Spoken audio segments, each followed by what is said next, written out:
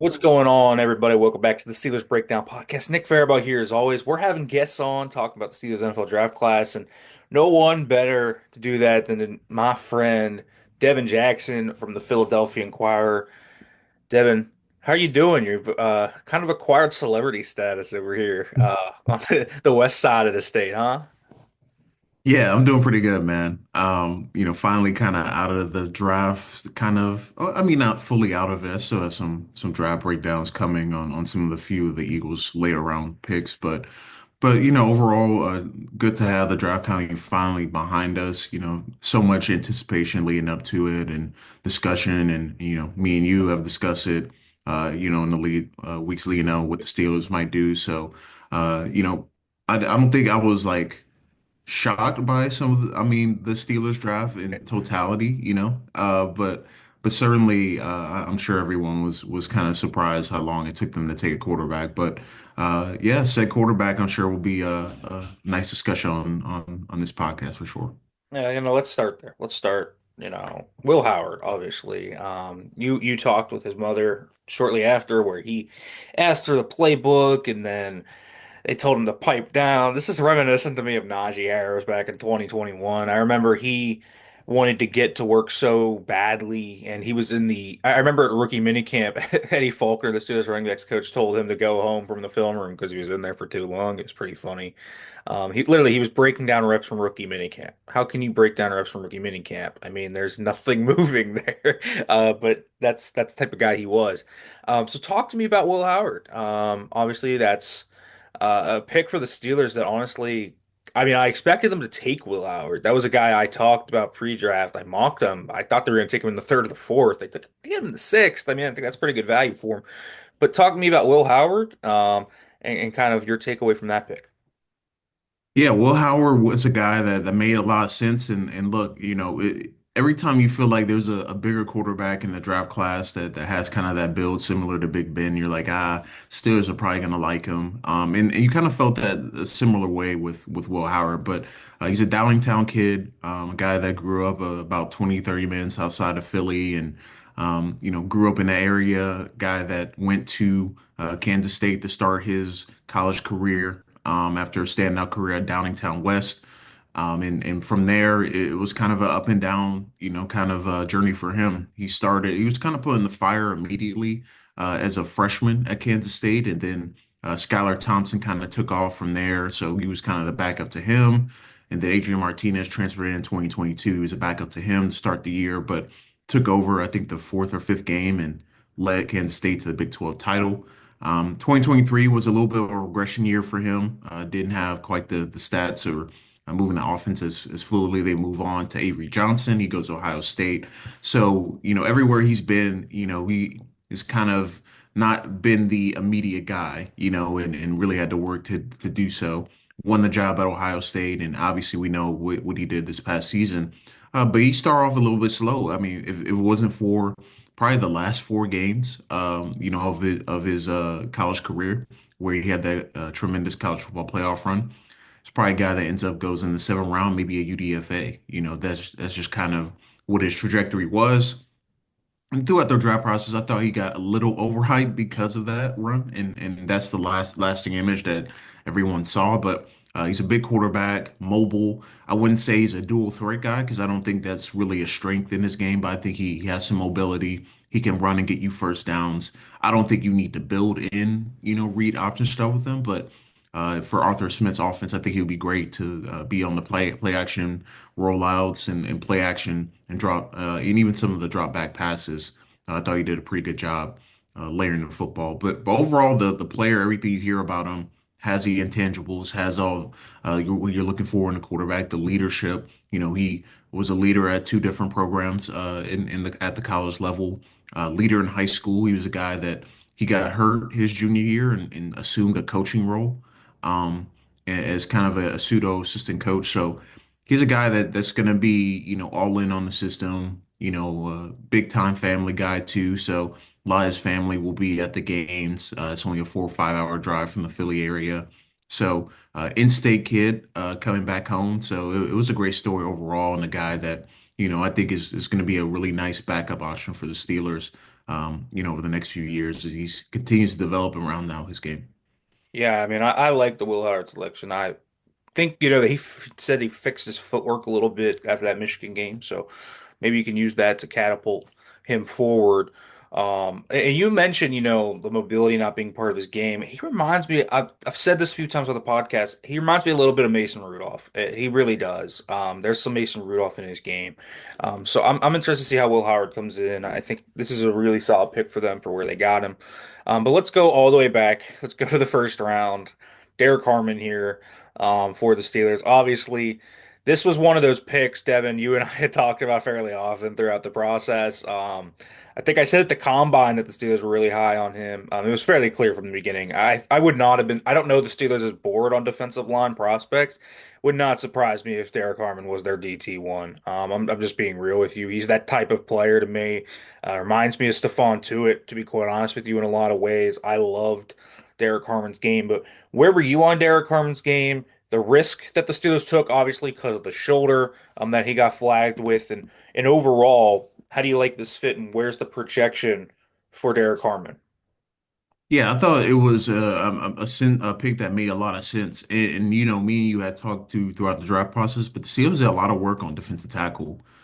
They made it pretty obvious that they wanted to take one and they wanted to take one early. And this was a good class to take one, considering that they didn't have another pick until the third round. You couldn't wait around and try to see how the board fell because by the time they picked that 83, the defensive tackle, at least the top of the board, was all wiped out because teams saw the value in the position, and it was a position that you need to draft early, or you're going to get a guy that's probably going to be a rotational player later in the draft. But I really liked Derrick Harmon's game. He was a top 20 player for me. He was DT2 for me as well. A guy that just so explosive, has heavy hands, could play both the run and pass. Really disruptive player on all three downs, and I think that's the perfect type of player you're looking for to complement what Cameron Hayward does on a down basis for the Steelers.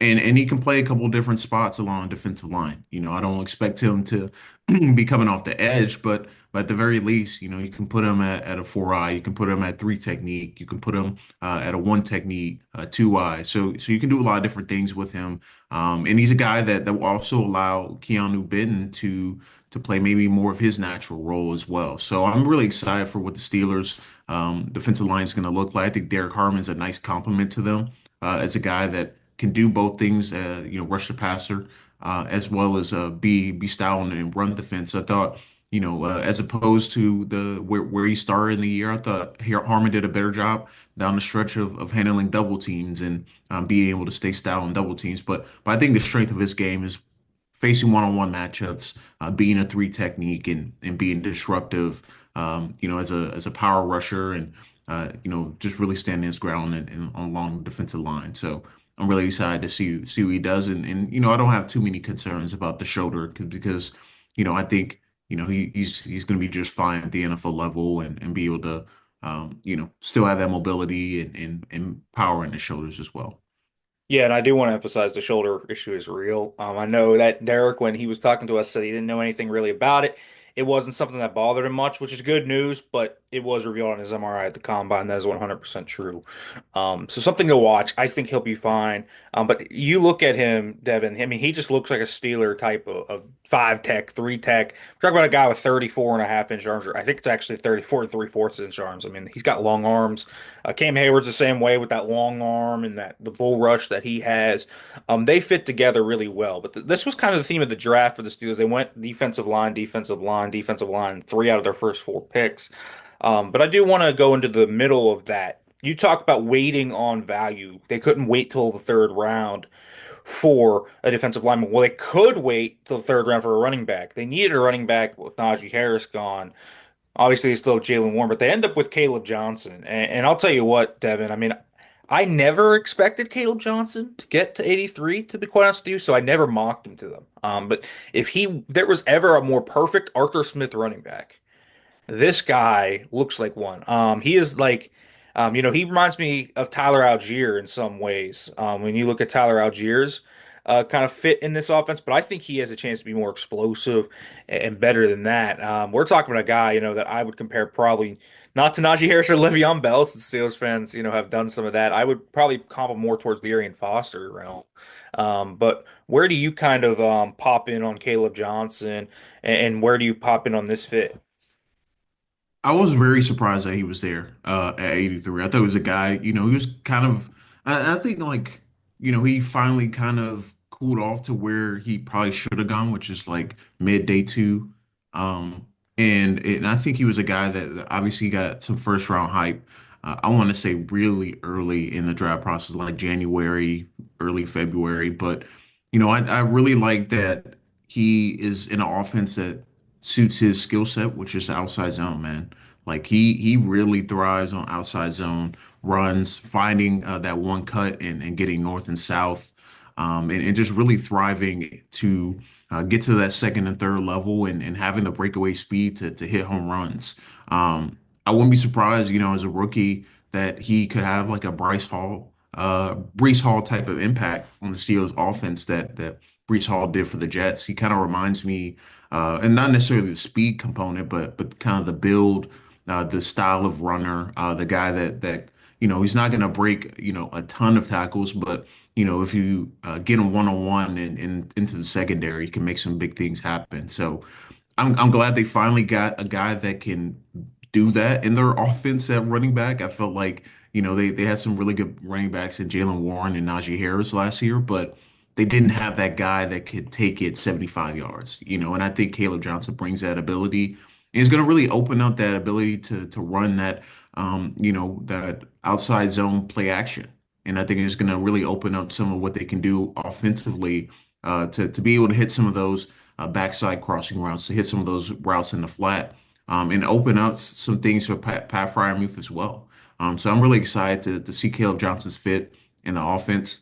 I think he's a really nice complement to what Arthur Smith likes to do. I mean, let's be honest. I mean, I would have, imagined like I think I can't remember Arthur Smith had Bijan Robinson or not when he He was did. with the Falcons, but I think it was just for 1 year. But I could see like that. That's really gonna help that offense really get going, and still having Jalen Warren on the roster, be more of that power type of running back too. I think that they can form a really nice 1-2 punch and really give them a little bit more juice out of the backfield. And look, I like Najee Harris. I think he was a great player. But having the juice that Caleb Johnson brings, getting pretty good value for him as well in the third round. It was one of my favorite picks the Steelers made. Yeah, I would agree with that. I know some people have some concerns about the speed. He ran a 4.57, 4.58, depending on where you look. But this is a guy that on the field has reached 22 miles per hour at times. We're talking about that's DK Metcalf territory in terms of GPS speed. Guys, this guy can fly. Arian Foster, that was my comp for him the whole time, ran a 4.68. So it's not like, this is unprecedented. He's a very explosive player in terms of what he can do. I actually think he's got softer hands and just maybe wasn't used there than people think. We'll see about the pass pro. I think that's my biggest question, honestly, coming into this year. But he's not going to have to do it necessarily because Gainwell and Warren are there, so they can take up those duties while he's potentially learning that. So I'm fairly fascinated to see how Caleb Johnson kind of fits in here. I think he's got the potential to have a really big year. Let's go to the fourth round. So Jack Sawyer out of Ohio State. This is another one that I think most of the top draft experts probably thought he would be off the board by now. Honestly, Devin, I've talked about this a few times. This is kind of where I valued him around late four, early five more. I think he went right where he should have. And the Steelers had such a deep edge room that this one I would have probably gone corner or receiver at, but they went edge. Now they have a really deep edge room. Talk to me about Jack Sawyer and kind of where you see this pick going. Yeah, power, power, power is with Sawyer, man. He's just a powerful dude, powerful hands, and he's not going to give you a lot in terms of bending the corner. He's not going to give you a lot in terms of change of direction. But if you're asking him to just go straight ahead and pick player, I think what's going to really help him is when the Steelers run games on third downs. He's going to be a perfect pick player because he's just going to go right into the chest of a guard, right into the chest of a tackle, and occupy them. I think that's what he does best is occupying blockers and making plays off of them. And it was kind of so interesting to watch, I'll say, last 2 years because on one hand you have JTT. They're more bendy, explosive, guy that has a ton of pass rush moves, and then Sawyer just straight to the point, wants to go through your chest, wants to go around you, violent hand chops. Really just a player that's very methodical in the way that he wins, which is he's going to try to go through you, go around you, and he's going to use his hands at a really high rate to do so. And this is another guy that was a Steelers pick because he's just hard nosed, going to defend the run for you. He's going to be relentless as a pass rusher.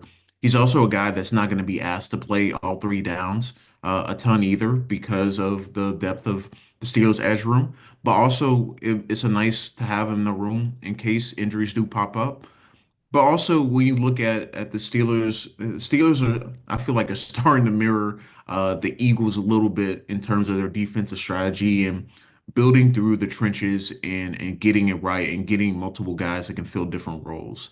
And I think Sawyer is going to fill a nice role as a probably a situational player where they want to run games on third downs. They want a guy that can, occupy the one-on-ones.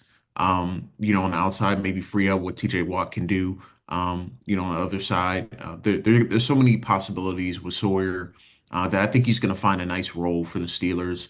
Even if he's a sub-package player, even if it's a guy that only plays 10 to 15 snaps a game, I think he's just going to be that hard-nosed player for them that is going to make plays because he's going to be in the right spot at the right spot at the right time.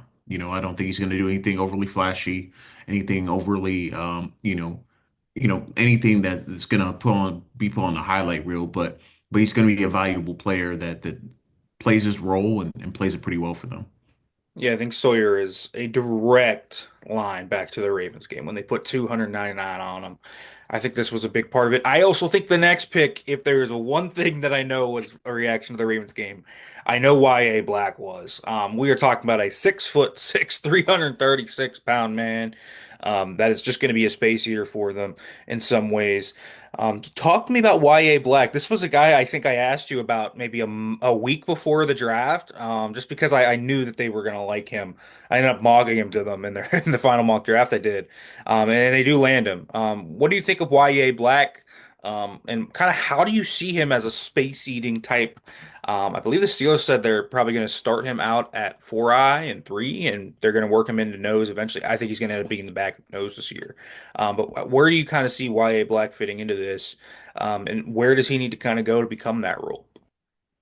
Yeah, I think for him, it's all about consistency because at Iowa, you would see him run plugging, make plays in the backfield, really be stout in the interior. But then there will be plays where he gets knocked back, he gets knocked off his spot, gets double teamed and get washed out of the hole, and big things are happening. So I think consistency is one. Continuing to add to his upper body strength. I think lower body wise, he is pretty stout, can stand his ground with his legs, but I think he needs to get stronger in his upper body to be able to lock out and really truly, be able to stand his ground one-on-one blocks. But I think I envision him as a run stopper. I envision him that if I almost said the Eagles, the Steelers want to go big personnel, wants to stop the run. Maybe you could do a five-man front. I think he would make a lot of sense playing that nose or that one technique to kind of just plug up the hole in front of him and kind of dissuade runners to coming through his hole. But I think just in general, he's a player that is a rotational guy, backup type player. I don't see starter level attributes for him. I think he's a guy that if they are in short yardage situations, he makes a lot of sense. If they're looking to just kind of close the game a little bit or trying to present a defense that dissuades teams from running, I think he makes a lot of sense. And I think it kind of helps take pressure off of whoever's going to start at nose for the Steelers because they can move those guys around a little bit too. And it gives them a little bit more flexibility, I think, along the defensive line. If they want to go a little bit more run stop heavy, they can put him in and team him up with more of their some of their better run stoppers. But I would envision it also as kind of some insurance for Derrick Harmon if, maybe he's not fully ready yet to take on some of the run stopping abilities early in his career with the Steelers. I think Yaya Black, allows him to do that to focus a little bit more on the pass rushing juice that Derek Harmon can bring too. So gives him some flexibility, gives him some ability to mix and match. And again, I think he's another one of those guys, probably a sub package player, maybe gets a few snaps a game. And maybe you can develop him into your long-term nose, but I think right now he's a guy that's a backup rotational player. Yeah, I'm with you on that. They are going to have more run defense in that room than they have had in a long time. Been very heavily focused on pass rush juice, but Montrevious Adams gets cut basically 2 days after the draft. Wyatt Black comes in. I think that's just going to be natural. But let's talk about these seventh rounders. Carson Bruner and then Dante Kent. I know. First of all, listen, I hadn't even watched Dante Kent, so I was kind of getting to him, and he's a slot corner, an athletic slot corner that has some upside. Of course, I had Alex Katzen on yesterday, talking about Carson Bruner. But where do you kind of come in on those two guys? And one young undrafted free agent I really wanted to ask you about was Sebastian Castro out of Iowa. The Steelers had three hot guys in this class, and I like Castro as a slot corner safety type. Where do you kind of come in on him? Yeah, so I'll start with the late rounders. I really hadn't watched Dante Kid. I didn't even know he was in the draft class, to be honest. Which kind of shows you like they're doing some deep digging out in Pittsburgh. But I'll do Carson Brown. I think he's a really solid linebacker, smart, instinctual, a guy that doesn't necessarily have all the athletic traits that maybe you cover at the linebacker position, but a guy that's going to find a long-term role. Obviously, he has connections within the Pittsburgh, organization with his dad being a Steelers scout. But other than that, I think he's a guy that's going to be a great special teamer, a great, kind of glue guy in the room, and a guy that can play snaps at linebacker, and you feel okay with him being out there because he's just a solid player overall. I wouldn't necessarily go into the season feeling super comfortable with him starting because of the I think the lack of coverage upside. I just don't think he's going to bring a tongue of tongue. Excuse me. Sorry, a ton of juice coming in the secondary, but I think just overall, I think he's a solid special team type player, backup linebacker that can bring that to you. Sebastian Castro was a guy that I actually surprised did not get drafted. A guy that can play nickel for you, can play a little bit of safety, very physical, very willing to run defender. I don't think his best attribute at nickel is in man coverage because I think sometimes he gets beat deep. He can, players can get behind him, and that's not necessarily a strength of his. But in terms of zone defense and his zone coverage, I think that's where he really thrives at both safety and nickel. And I really like his fit as kind of a hybrid guy, kind of like what the Eagles were doing with Avonte Maddox, kind of cross training him and kind of having some of that versatility where he could play both spots. I think that'll be valuable to have. And I think he has a really good chance of making the Steelers roster as a UDFA, Sebastian Castro does, because of that versatility that he brings, potential special teams upside, as well as a guy that can be on all the different special teams. And then three, just a guy that's a willing tackler in the run game. I think the Steelers really emphasize defensively that if we're going to draft you, you better be able to tackle and defend the run. And I feel like Castro, uh, although he didn't get drafted by the Steelers, he makes a lot of sense. And honestly, I mean, if you I feel like if you flip maybe Castro, maybe he's a seventh rounder instead of Dante Kent. I think you probably feel a little bit better about the draft class, but I think Castro has a chance to potentially make the roster over Kent, because there's no guarantee that a seventh rounder or any of the late rounders, frankly, make the roster. So I could see Castro winning that job if it came down to him and Kent. Yeah, I mean, I could see that happening as well, just because of the safety versatility. Kent has outside corner versatility. It depends maybe on what they want. So we'll see. Beanie Bishop is in the slot there for the Steelers, but that's probably still an open job for them. He got benched for Cam Sutton late in the year, and Sutton was just awful. But we'll kind of see how that materializes. But I did want to ask you, obviously since you're around the Eagles a little bit. The Steelers, obviously, it feels like the last 3 years, that's been the one thing we've heard so much here. Man, are the Steelers building like the Eagles? In their first draft with Omar Khan and Andy Weidel as general manager, they take two O linemen and two defensive linemen. They take Herbig and Benton on the defensive line. They took three offensive linemen last year, of course, three in the first 4 rounds. And then this year they come back and do the same thing, but on the defensive side of the football. What do you see the Steelers kind of having those parallels to trying to build like the Philadelphia Eagles are right now, and kind of where do you come in overall in this draft? I think overall, like I really like the Steelers draft. I know it's like a meats and potatoes draft, so it wasn't like a ton of flashy picks, and people were like, "Well, why'd you wait till the sixth round to get a quarterback?"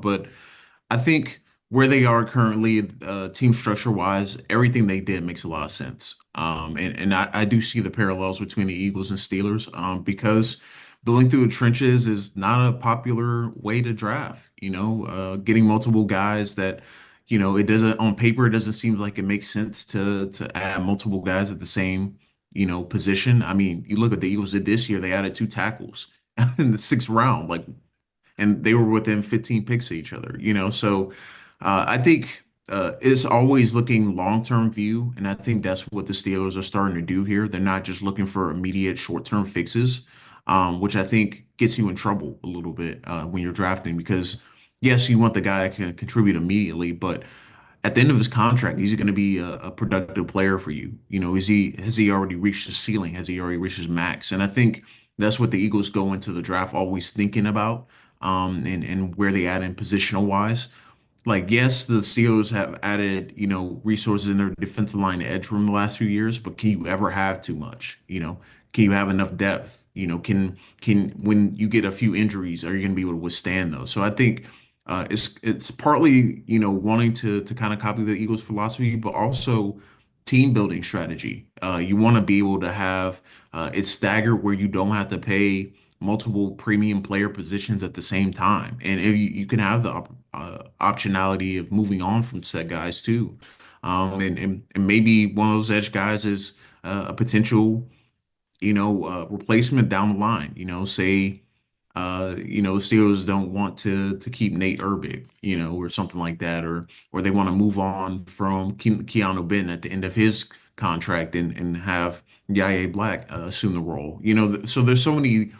I think, you want to be in a good position team wise where you're not just replacing guys every year, but you have those in built-in replacements, so you don't have to go big shopping and in free agency. And then two, you feel good about your development. I mean, the defensive line for the Steelers has been good for a long time.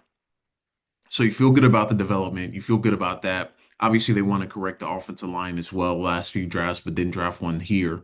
And then you have to have a long-term quarterback as well. And I think, good teams draft quarterbacks every few years. Even if you have the starter or have the guy right now, the Eagles are still drafting quarterbacks and they have Jalen Hurts and he just won a Super Bowl. So I think it's all about team building wise. And I think smart teams look out 4, 5, 6 years down the line, and you don't want to be in a position where you go into every draft where you need to get a starter at every single spot. So I think you also want to get good value out of it too, and I think they did a nice job of not reaching on value. I didn't see a single player where they were taken relative to where they were ranked. I mean, you got value out of Caleb Johnson going at 83. Same with probably Jack Sawyer, so I really think they did a really nice job of finding value in the draft, not reaching on players, relative to consensus, and that, that obviously that's a whole different conversation, but I think that, this is a solid, probably B plus draft because you get guys that can be starters, you get guys that can be backups, and you get guys that can fill certain roles, especially on defense that really struggle in the run game. Yeah, man. I'd like the meat and potatoes approach to them. And the biggest thing that they came out of this, which was the thing that I had talked about the entire time, don't reach on a quarterback. They didn't reach on a quarterback. I think that is just as important as anything they did do is what they didn't do. And I think that's smart of them. The load up for next year when the draft is in Pittsburgh. I think the Steelers are going to be Drew drafting. Aller, my bad. Hey, you're good, man. Yeah, No, I was Drew saying. Aller, huh? Oh man, yeah. You and I both know that if he's there and they're picking the top 10, top 15, you know what's happening. You know what's Yeah, happening. it wouldn't surprise me. It wouldn't surprise me one bit. But we'll see where it goes. The Steelers are obviously going to be heavily involved in that class. Devin, thanks for coming on, man. Let them know where they could follow you, read your work, all that great stuff. Yeah, you can follow me on X at real D underscore Jackson. All my work at theinquirer.com. And continue draft breakdowns of some of their draft picks. And uh, I'm going to take a few weeks here before I dive into the 2026 class because I'm not trying to uh, have this quick of a burnout over the summer. But I will be getting to the 2026 class probably in the next 3 or 4 weeks. Yeah, make sure to check out his Will Howard piece over at the Philadelphia Inquirer. It's a really good piece. He wrote all about Will Howard's reaction. We'll catch up with Will Howard later this week too. Rookie minicamp. Make sure to read that. In the meantime, folks, make sure to like, comment, subscribe, turn on the notification bell for more. Thanks for listening, everybody.